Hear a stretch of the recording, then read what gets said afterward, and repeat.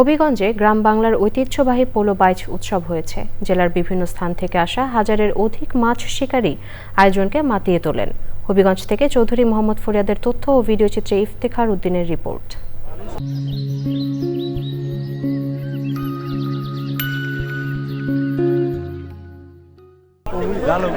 প্রতি বছর শীত মৌসুমে হাওরের পানি কমতে শুরু করলে হবিগঞ্জের বানিয়াচং উপজেলার আতুকুলা গ্রামের বড়োয়ান বিলে গ্রাম বাংলার ঐতিহ্যবাহী পলো বাইচ উৎসবের আয়োজন করা হয়।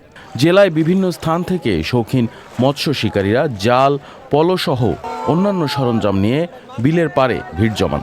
সংঘবদ্ধ হয়ে তারা বিলে মাছ শিকারে নামেন। প্রায় 2 থেকে 3 ঘন্টা চলে মাছ শিকার। আমি প্রতি বছর এখানে পলো বাইচে অংশগ্রহণ করে থাকি। হবিগঞ্জ জেলার প্রতিটি উপজেলার বিভিন্ন এলাকার মানুষ এই পলো বাইচে অংশগ্রহণ করে থাকে।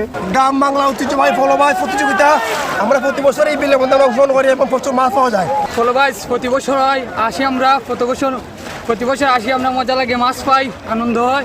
এটা আমাদের গ্রাম অঞ্চলে যেগুলো আনন্দ উৎসব হয়ে থাকে তার অন্যতম হচ্ছে এই পলো উৎসব, যা আমাদের গ্রামের মানুষের, এলাকার মানুষের আস্থা, পুরা হবিগঞ্জ শহরের মানুষের, জেলার থেকে বিভিন্ন জায়গা থেকে মানুষ আসে, আইসা এই পলো উৎসবে অংশগ্রহণ করে।